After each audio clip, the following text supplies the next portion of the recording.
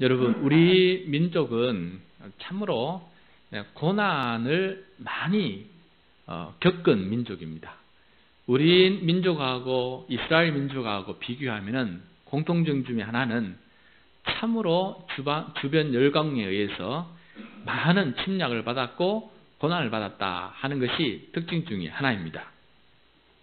우리나라는 북쪽으로 중국, 또 남쪽으로는 일본을 통해서 여러 침략을 받았는데, 남쪽에서 올라온 일본에 대해서 한번 생각해 볼까요? 조선시대에 제14대 왕인 선조 왕 때 임진왜란이 일어났습니다. 왜군이 쳐들어와서 이 땅 한반도를 짓밟은 말미암아서 온 땅이 전쟁터로 변했던 것 우리가 잘 기억하고 있습니다. 얼마 전인가요? 영화 명랑, 이 명랑의 영화를 통해서 이순신 장군뿐만 아니라 우리 믿음의 혹은 우리 선조들이 살신성인의 그 믿음을 가지고 우리가 죽으면 오히려 산다는 믿음을 가지고 이 나라를 지켜나갔던 그 모습들을 우리가 잘 보았습니다. 그렇게 나라의 어려움은 살신성인하는 사람을 통해서 이 나라가 지켜졌다라는 것을 우리가 보게 됩니다.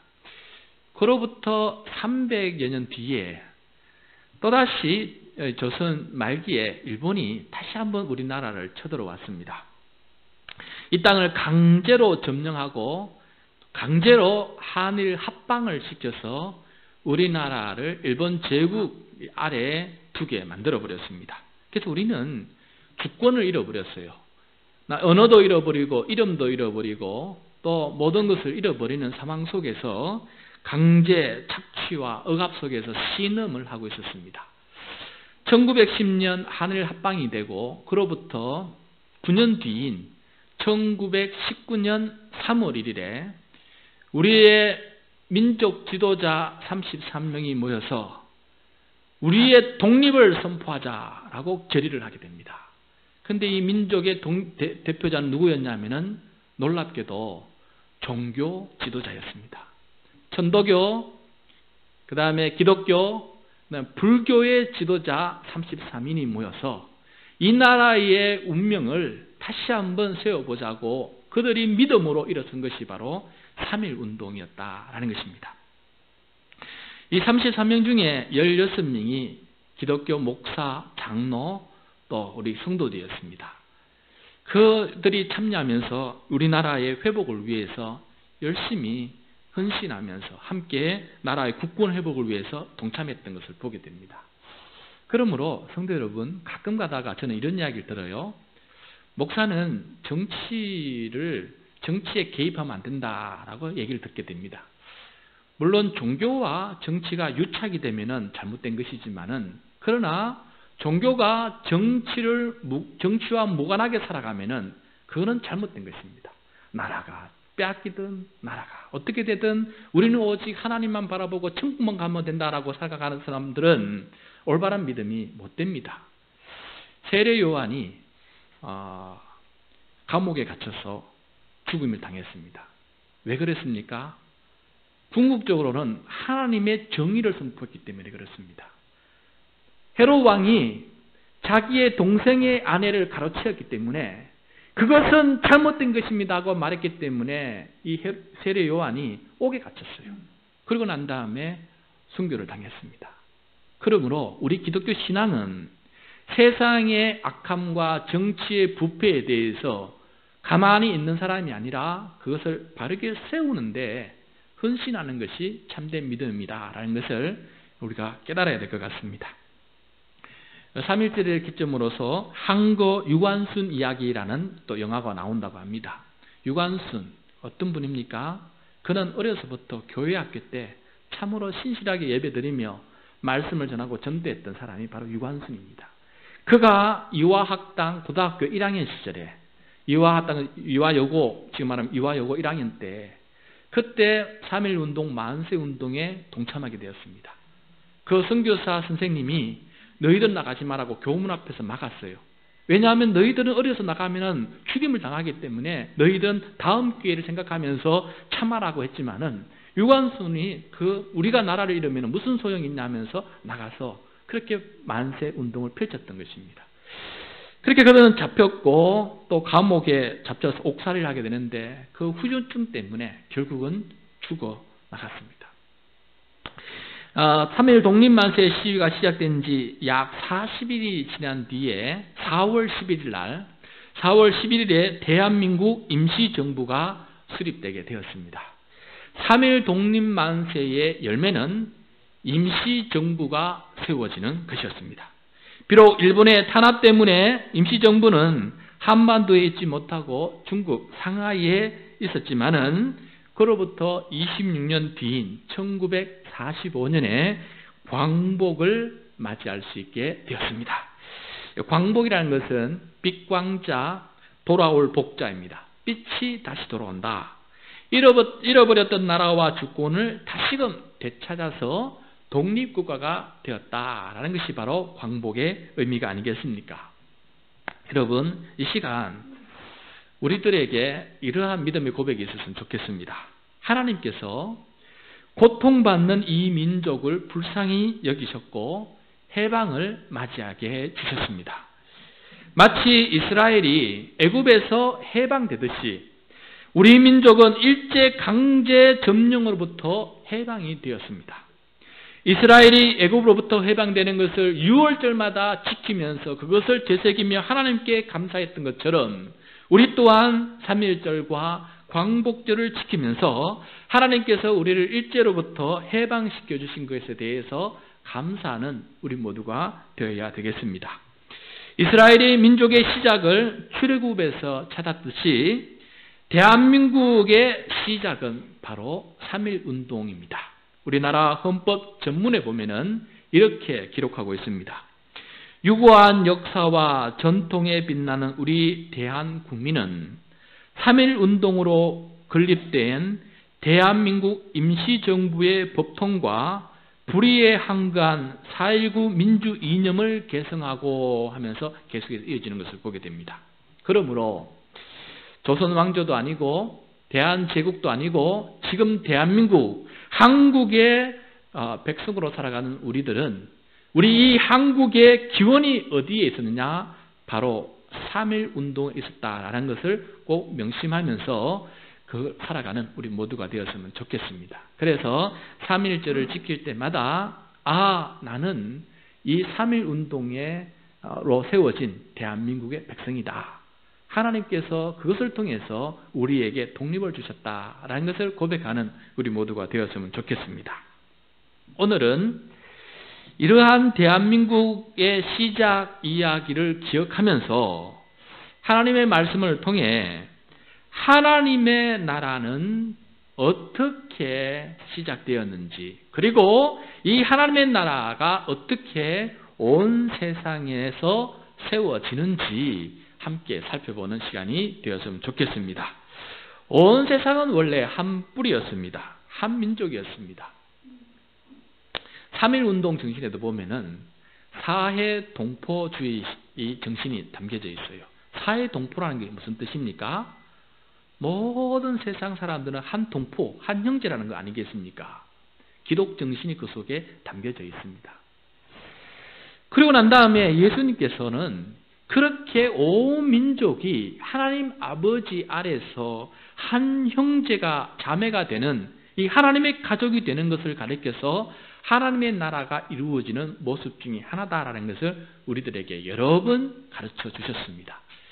그러므로 예수님은 2000년 전에 이 땅에 오셔서 하나님의 나라를 선포하고 모든 사람들이 사탄의 자녀가 아니라 죄의 자녀가 아니라 진노의 자녀가 아니라 하나님의 자녀로 거듭나서 하나님의 나라를 살아가는, 하나님의 나라가 회복되는 것을 선포하셨고 그 나라가 회복되기 위해서 죽기까지 헌신했던 것을 우리는 잘 기억하고 있습니다.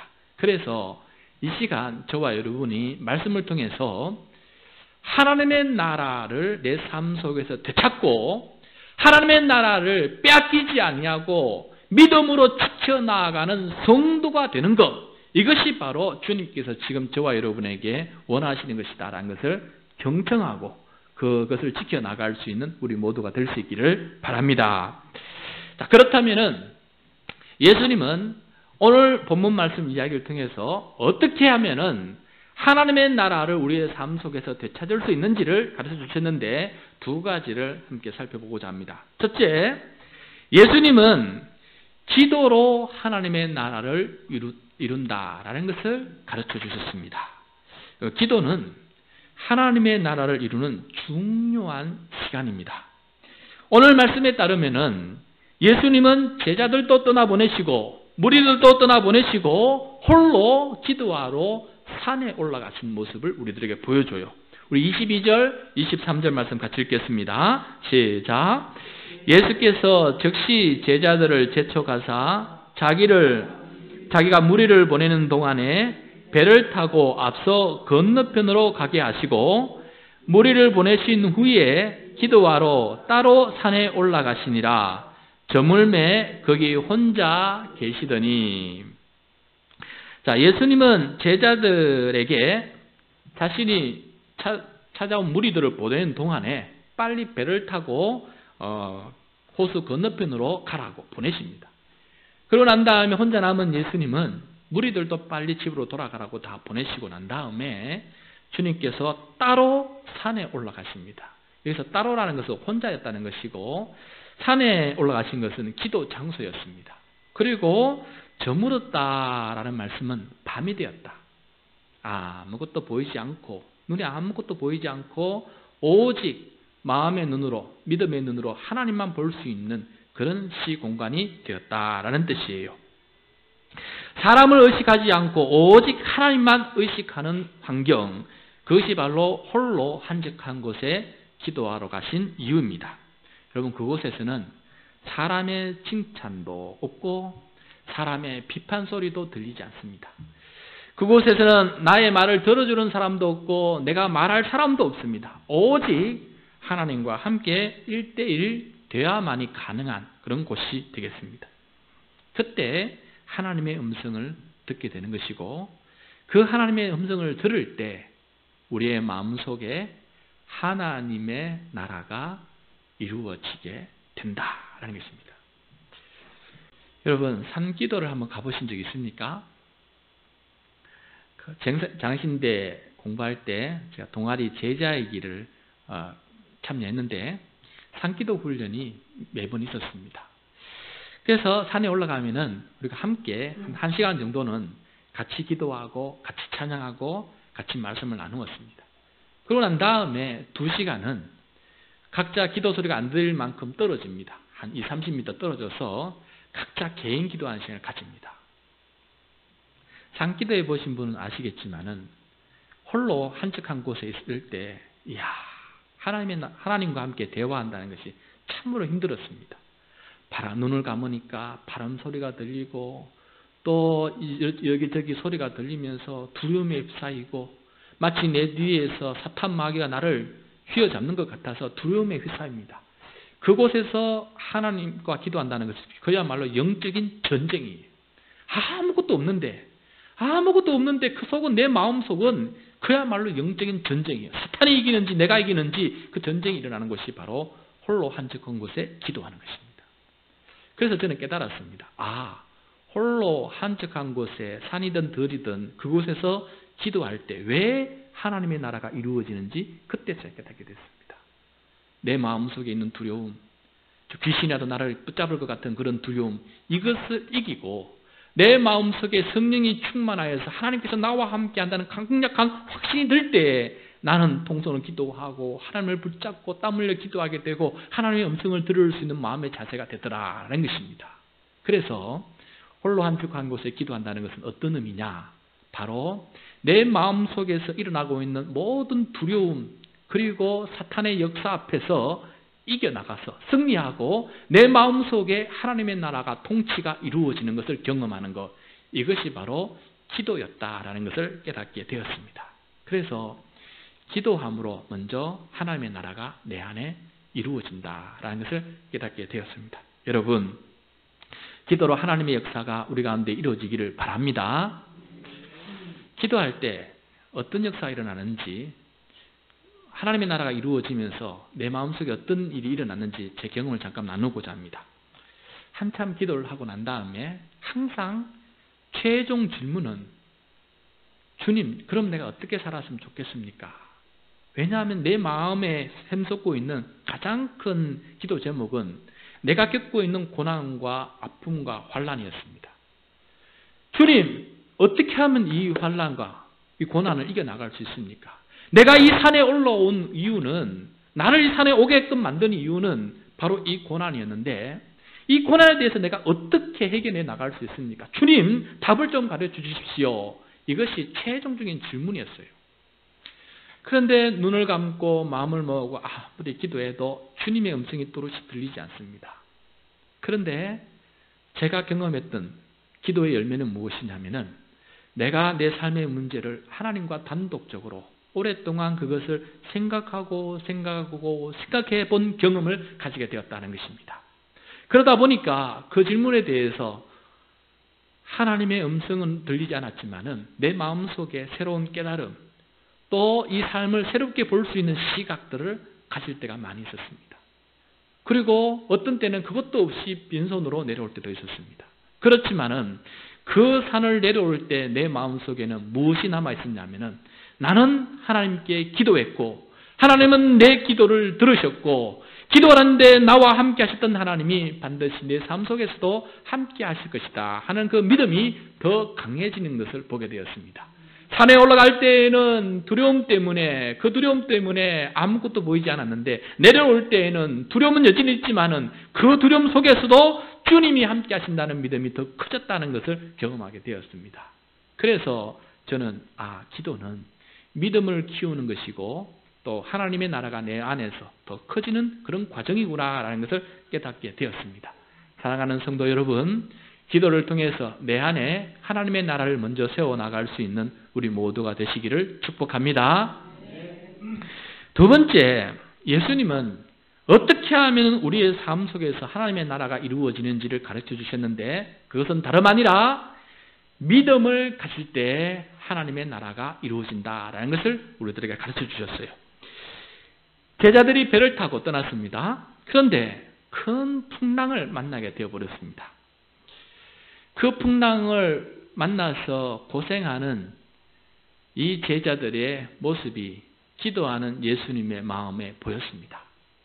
밤 4경, 새벽 4시경이 되었습니다. 그때까지 주님은 기도하셨다는 뜻이고 그때까지 제자들은 풍랑을 만나서 이리저리 방황하고 있었다는 뜻입니다.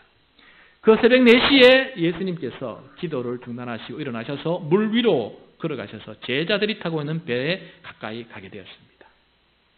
그때 제자 중에 베드로가 걸어오시는 분이 예수님을 깨닫게 되고 주님께 부탁을 합니다.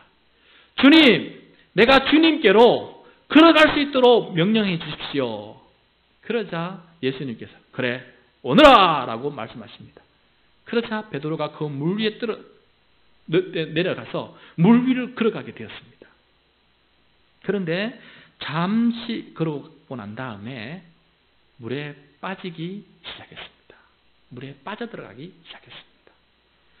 주님이 눈앞에 있는데도 바람과 풍랑이 휩싸게 이렇게 자기에게 닥쳐오니까 주님이 눈앞에 있어도 물에 빠져들어가더라는 것입니다. 우리 30절, 31절, 32절 말씀 같이 읽겠습니다. 30절, 31절, 32절 시작. 바람을 보고 무서워 빠져가는지라 소리질러 이르되 주여 나를 구원하소서 하니 예수께서 즉시 손을 내밀어 그를 붙잡으시며 이르시되 믿음이 작은 자여 왜 의심하였느냐 하시고 배에 함께 오르매 바람이 그치는지라. 베드로가 물 위로 오라고 주님께서 말씀하실 때 물 위를 걸어갈 수가 있었게 되었는데 바람을 보는 순간 두려움이 생기고 두려움이 생기니까 의심이 생기고 의심이 생기니까 믿음이 약해지게 되었습니다. 믿음으로 걸어야 될 물 위에 걷는 것을 믿음이 없으니까 믿음이 약해지니까 물속에 빠지게 되는 것이에요. 마치 돌밭에 떨어진 씨앗처럼 처음에는 기쁨을 받고 싹도 피우고 자라기 시작하는 것 같아요. 근데 해가 뜨고 해가 쨍쨍하게 내리쬐니까 땅이 마르고 뿌리가 말라버렸어요. 환난과 박해가 닥쳐오게 되면은 두려움이 생기고, 두려움 때문에 의심이 생기고, 의심 때문에 믿음이 약해져서 물에 빠지게 된 것입니다. 여러분, 오늘 말씀 잘 보십시오. 베드로에게 믿음이 없었다라고 말씀하지 않습니다. 믿음이 약해졌다라고 말씀하고 있습니다. 믿음이 약해졌다. 여러분, 혹시 지금 믿음이 약한 분 아니 계십니까? 내 믿음이 갈수록 약해지고 계시는 분이 아니 계십니까? 세상의 풍랑을 만나서 그 풍랑이 두려워서 그 두려움에 살다 보니까 예수님이 계신다는 것도 알매도 불구하고 나의 믿음이 떨어져서 자꾸 물에 빠지고 계시는 분 아니 계십니까? 우리의 신앙생활이 조금씩 약해지고 계신 분 아니 계십니까? 믿음을 다시금 회복해야 됩니다. 그럼 어떻게 믿음을 다시금 회복할 수 있을까? 주님께서 오늘 이야기를 통해서 가르쳐주고 있습니다. 첫 번째, 베드로는 예수님을 향해서 소리 높여 외쳤습니다. 주님, 저 좀 살려주십시오. 제가 죽게 되었습니다. 하면서 예수님을 향해서 소리를 쳤습니다. 여러분, 우리의 믿음이 다시금 강해지는 비결은 예수님께 소리 지르는 것입니다. 주님, 제가 믿음이 약해서 빠져가고 있습니다. 저를 건져주십시오라고 주님께 고함을 치는 것입니다. 물에 빠진 사람은 살려달라고 주변 사람들에게 외쳐야 돼요. 그래야 사람들이 그것을 보고 구조 포트든지 뭐든지 던져줄 수가 있습니다. 그와 마찬가지로 우리가 주님 앞에 나아가서 기도함으로 주님, 제가 믿음이 약해지고 있습니다. 주님, 저의 믿음을 회복시켜 주십시오 라고 기도하는 사람이 될 때 주님께서는 즉시 손을 내밀고 물에 빠져가는 베드로를 잡아서 건져 올려주십니다. 그리고 그 손을 붙잡고 예수님과 베드로는 함께 물 위로 걸어가고 있는 것을 보게 됩니다. 여러분, 내 믿음이 약해지고 있을 때에는 다른 것을 찾지 말고 예수님을 찾으시길 바랍니다. 예수님을 찾을 때 나의 손을 붙잡고 건져 올려줄 수가 있습니다. 그런데 돈을 찾으면 돈이 나의 믿음을 건져 올려주지 않습니다. 나와 비슷한 연약한 사람을 의지하면 그 연약한 사람이 나의 믿음을 올려 세워주지 않습니다. 누가 나의 믿음을 올려 세워줄 수 있느냐? 예수님밖에 없는 줄로 믿습니다. 믿음이 약해질 때에는 예수님을 찾으시기 바랍니다. 또한 우리의 믿음을 회복시켜주는 것은 어떨 때 가능하십니까? 바로 예수님께서 나의 배에 오르실 때 가능합니다. 오늘 말씀을 보면은 예수님께서 배에 오르시니까 바람이 그쳤더라라고 말씀하고 있습니다.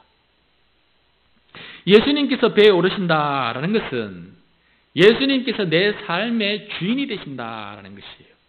내 삶의 선장은 나였는데 이제부터 내 삶의 선장은 예수님이십니다라고 고백하는 것입니다. 그때 사탄 마귀는 무릎을 꿇게 되고 떠나게 되는 것입니다. 그 센 바람은 그치게 되는 것입니다. 하나님의 통치가 천국이 우리의 삶에 이루어지게 되는 것입니다.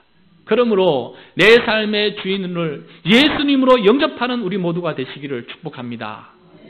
지금도 내 삶의 주인이 나라고 생각하는 사람은 두려움과 의심 속에서 살아갈 수밖에 없을 것입니다.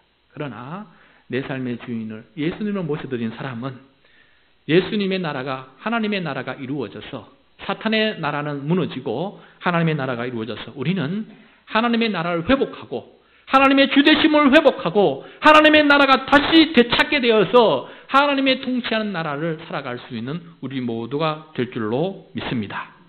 그러므로 나의 가정에 예수님이 오르시기를 축복합니다.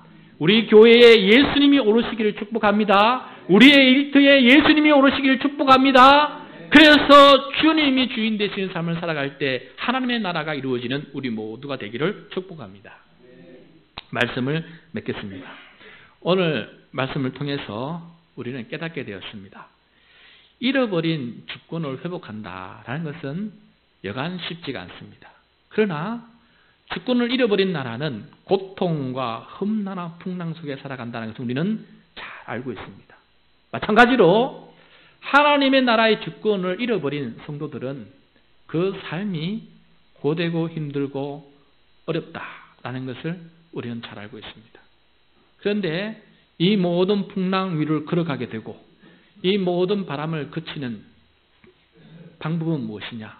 바로 기도와 믿음을 통해서 우리 가운데 하나님의 통치를 회복하고 하나님의 주권을 회복하고 하나님의 나라를 되찾을 때 가능하다라는 것을 우리가 함께 배우게 되었습니다. 우리나라가 광복하였던 것처럼 하나님의 나라도 우리의 삶 속에서 회복되어서 영원토록 하나님 나라를 살아가며 또 새하늘과 새 땅을 기대하며 소망 가운데 살아갈 수 있는 우리 모두가 되기를 축복합니다.